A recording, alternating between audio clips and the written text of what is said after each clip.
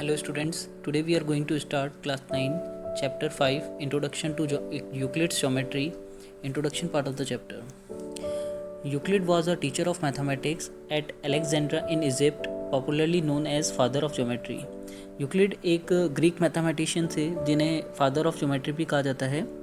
Euclid ने कुछ axioms और पोस्टुलेट्स दिए हैं. तो यहाँ पर सबसे पहले हम देखेंगे कि एक्सियम्स और पोस्टुलेट्स क्या होते हैं. एक्सियम्स क्या होते हैं? The basic facts which are taken without proof and which are use throughout in the mathematics are called axioms. जो कि एप्लीकेबल है थ्रू आउट द मैथमेटिक्स, जिसको हम यूज़ में लेते हैं, वो होते हैं एक्सियम्स. और पोस्टुलेट्स और एक्सियम में डिफरेंस ये है कि ये एप्लीकेबल है थ्रू आउट द मैथमेटिक्स, और जो पोस्टुलेट्स हैं वो एप्लीकेबल है सिर्फ ज्योमेट्री में. तो पोस्टुलेट्स क्या होते हैं? The basic facts which are taken without proof and which are specific to geometry are called postulates. Now Euclid's axioms. तो यहाँ पर यूक्लिड्स के जो एक्सियम्स हैं उनको हम वन बाय वन देखेंगे. यहाँ पर जो फर्स्ट एक्सियम है वो बोल रहा है यहाँ पर things which are equal to the same thing are equal to one another. इसको हम एक एग्जांपल से समझते हैं. जो आपका यूक्लिड फर्स्ट एक्सियम है वो आपका है, इसको हम एग्जांपल से कहते हैं things which are equal to the same thing are equal to one another. तो यहाँ पर अगर ए बी के इक्वल है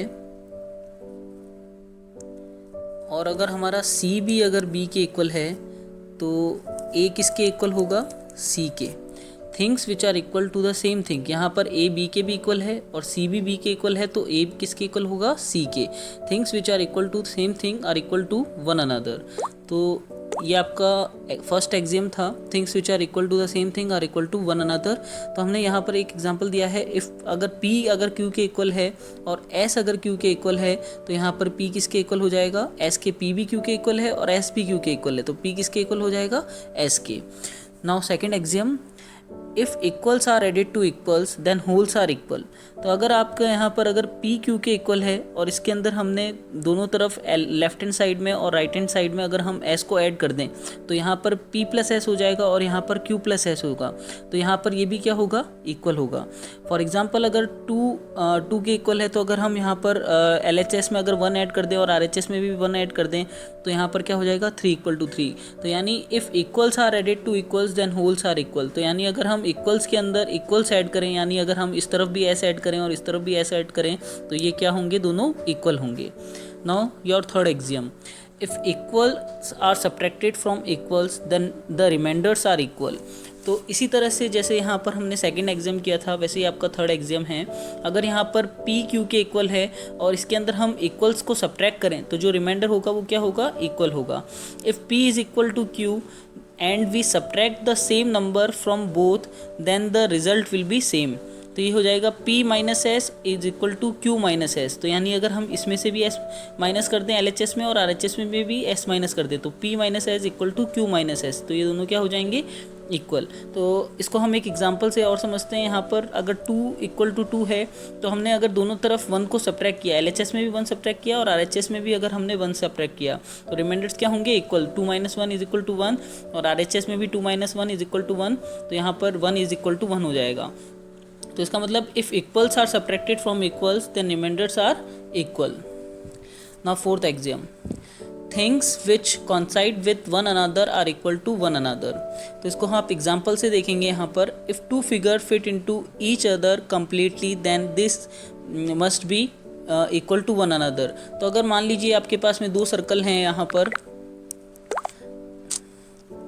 एक आपका यहाँ पर 2 सर्कल है जिसका रेडियस मान लीजिए यहाँ पर 4 है और सेम आपका सर्कल है यहाँ पर सेम रेडियस का, यहाँ पर 4, इसका भी रेडियस जो है वो है आपका 4, इसका भी रेडियस 4 है यहाँ पर और इसका भी यहाँ पर रेडियस क्या है? 4 है. तो यहाँ पर ये दोनों फिगर्स क्या करेंगे? ओवरलैप करेंगे यहाँ पर. अब now your fifth axiom is the whole is greater than the part. तो यहाँ पर मान लीजिए कि आपका ये एक पूरा सर्कल है और ये इसका पार्ट है, तो जो होल पार्ट है वो होल जो है वो पार्ट से क्या होगा? ग्रेटर होगा. तो यहाँ पर this circle is divided into 4 part, each part is smaller than the whole circle. ये जो भी पार्ट हैं वो होल से क्या होंगे? छोटे होंगे. This shows that the whole circle will always be greater than any of its part. Now your sixth axiom, things which are double of the same things are equal to one another. अगर यहाँ पर x y के equal है, अगर हम दोनों तरफ अगर डबल करते हैं, यहाँ पर अगर यहाँ LHS में भी अगर हम 2 से मल्टीप्लाई करते हैं और RHS में भी अगर 2 से मल्टीप्लाई करते हैं तो वो क्या होगा, इक्वल होगा। Things which are double of the same thing are equal to one another.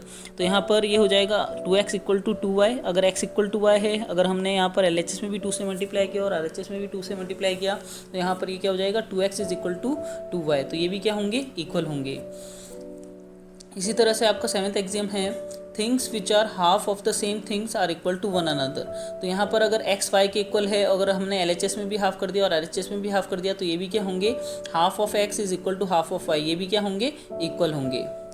Now exam 5.1, given 2 distinct points. अगर आपको यहाँ पर 2 डिस्टिंक्ट पॉइंट्स गिवन है, 2 डिफरेंट आपको पॉइंट्स गिवन है अलग अलग जगह पे, there is a unique line that passes through them. तो इसको हम समझते हैं। यहाँ पर ये आपके पास में मान लीजिए 2 पॉइंट है, तो यहाँ से सिर्फ और सिर्फ एक यूनिक लाइन ही पास हो सकती है यहाँ पर इस पॉइंट से। तो यही आपकी एग्जाम 5.1 है, given 2 distinct point there is a unique line that passes through them. तो यहाँ से सिर्फ एक लाइन ही पास हो सकती है। अब हम यूक्लिड्स के पोस्टुलेट्स देखेंगे। यहाँ पर जो आपका फर्स्ट पोस्टुलेट है, अ स्ट्रेट लाइन में be drawn from any one point two the another point. यहाँ पर हम एक पॉइंट से दूसरे पॉइंट तक एक स्ट्रेट लाइन हम ड्रॉ कर सकते हैं। ये आपका यूक्लिड पोस्टुलेट है। ये जैसा मैंने आपको बताया था, पोस्टुलेट जो है वो एप्लीकेबल है आपके सिर्फ ज्योमेट्री के लिए। तो यहाँ पर ये आपका जो पोस्टुलेट 1 है वो बोल रहा है यहाँ पर स्ट्रेट लाइन में be drawn from any one point two another point. तो यहाँ पर हम एक पॉइंट से दूसरे पॉइंट तक एक स्ट्रेट लाइन हम ड्रॉ कर सकते हैं। आपका है postulate first. Now postulate second, a terminated line can be produced indefinitely. तो यहाँ पर आपकी जो लाइन है यहाँ पर इसको हम इनडेफिनेटली यहाँ पर प्रोड्यूस कर सकते हैं। यहाँ पर आप जितना चाहे इसको लाइन को एक्सटेंड कर सकते हैं। Now postulate 3, a circle can be drawn with any centre and any radius. तो यहाँ पर हम सर्कल को ड्रॉ कर सकते हैं, कहीं पे भी आप सेंटर लेना चाहें। यहाँ पर अगर आप सेंटर लेना चाहें तो यहाँ पर आप सर्कल ड्रॉ कर सकते हैं। यहाँ पर अगर आप सेंटर लेना चाहें तो यहाँ पर आप सर्कल, जितने आप इच्छा हो आप उतना रेडियस का आप सर्कल ड्रॉ कर सकते हैं यहाँ पर। Now postulate 4, all right angles are equal to one another. तो राइट एंगल का मतलब आपको पता होगा कि राइट एंगल का मतलब 90 डिग्री होता है यहाँ पर। तो जितने भी राइट एंगल्स होते हैं वो इक्वल होते हैं। यहाँ पर अगर हमने ए बी की एक परपेंडिकुलर लाइन खींची तो यहाँ पर जो एंगल 1 है वो 90 डिग्री बन रहा है। इसी तरह से यहाँ पर एक्स वाई है, इसके परपेंडिकुलर हमने लाइन खींची ओ जेड, तो यहाँ पर एंगल 2 बन रहा है, ये भी राइट एंगल है। तो एंगल 1 भी 90 डिग्री है, एंगल 2 भी 90 डिग्री है। तो एंगल 1 किसके इक्वल होगा, एंगल 2 के। नाउ फिफ्थ पोस्टुलेट, ये बहुत इंपॉर्टेंट पोस्टुलेट है, इसको आप ध्यान से समझेंगे। इसके अंदर आपको बोला है if a straight line following on the two straight line make the interior angles on the same side of it taken together less than 2 right angles, then the two straight lines if produced indefinitely meet on that side on which the sum of angles is less than 2 right angles। इसको हम figure से अच्छे से समझते हैं। यहाँ पर आपको इसके पोस्टुलेट के अंदर बोला है if a straight line following on 2 straight line. तो यहाँ पर एक स्ट्रेट लाइन है यहाँ पर PQ, जो कि 2 स्ट्रेट लाइन के बीच में फॉलो हो रही है। यहाँ पर AB और CD के बीच में एक लाइन फॉलो हो रही है।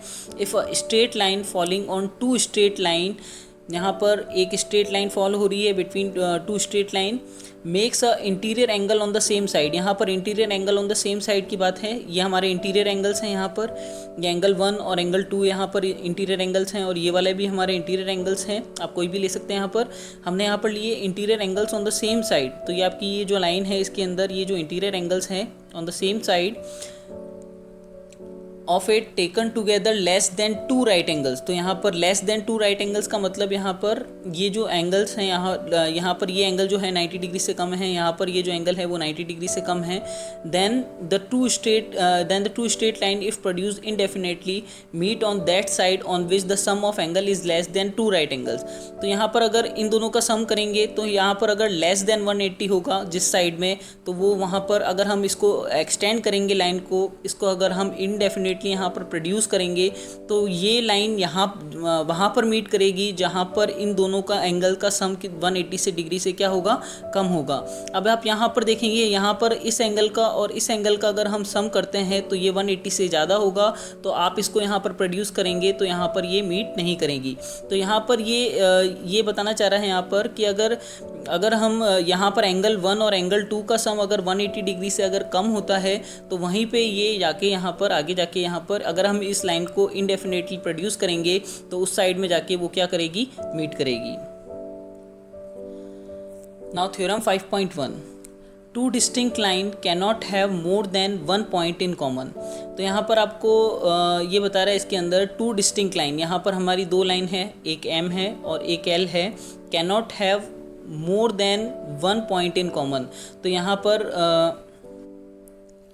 सिर्फ एक ही पॉइंट कॉमन होगा। अगर यहाँ पर ये M लाइन और M और L अगर जो टू लाइंस हैं हमारी, अगर ये दोनों इंटरसेक्ट करती है तो हमारा जो कॉमन पॉइंट होगा वो एक ही हो सकता है, यहाँ पर एक से ज़्यादा आपका कॉमन पॉइंट नहीं हो सकता है। तो इसको हम थ्योरम को प्रूव करेंगे। तो यहाँ पर आपको गिवन है two distinct line that is L and M। आपकी एक लाइन हो जाएगी L और दूसरी हो जाएगी M, और आपको प्रूव करना है line L and M have only one point that is P in common. तो यहाँ पर अगर आपको ये प्रूव करना है कि अगर M और L अगर आपकी इंटरसेक्ट करती है तो आपका जो कॉमन पॉइंट होगा वो एक ही होगा, दैट इज़ P। तो इसको प्रूव कैसे करेंगे, we shall prove it by contradiction. तो आप इसको कॉन्ट्राडिक्शन मेथड से प्रूव करेंगे। यहाँ पर आप पहले एज्यूम कर लेंगे यहाँ पर कि हाँ यहाँ पर कि अगर ये दो लाइन इंटरसेक्ट करती है तो यहाँ पर 2 पॉइंट्स कॉमन होते हैं। तो हमने ऐसा पहले एज्यूम किया। Let us consider that two lines L and M intersect at to distinct point that is P and Q। ऐसा हमने माना है कि यहाँ पर अगर ये दो लाइंस अगर इंटरसेक्ट करती है तो हमारे 2 पॉइंट्स हैं कॉमन। तो क्या होगा, अगर ये दोनों लाइंस इंटरसेक्ट कर रही है और यहाँ पर 2 कॉमन पॉइंट्स है, ऐसा हमने माना है, तो क्या होगा, hence we have 2 lines passing through 2 distinct point P and Q। तो ये हमारी जो थ्योरम है ये हमारी कॉन्ट्राडिक्ट कर रही है इस एक्सियम से। It contradicts the axiom that only one line can pass through 2 distinct points. तो यहाँ पर हमने एक यूक्लिड का एक्सियम पढ़ा था, तो ये हमारा एक्सियम था यहाँ पर two distinct point there is a unique line that passes through them. तो यहाँ पर 2 डिस्टिंक्ट लाइन से एक यूनिक लाइन ही पास हो सकती है, तो ये इससे कॉन्ट्राडिक्ट कर रहा है। तो दस हमारा जो हमने एजम्पशन किया था, जो हमने एज्यूम किया था, तो वो हमारा रॉन्ग है। Thus our assumption that 2 lines can passes through 2 distinct point is wrong, hence 2 distinct line can not have more than 1 point in common. तो अगर 2 लाइन अगर इंटरसेक्ट होती है तो यहाँ पर उसका सिर्फ और सिर्फ एक कॉमन पॉइंट ही होगा।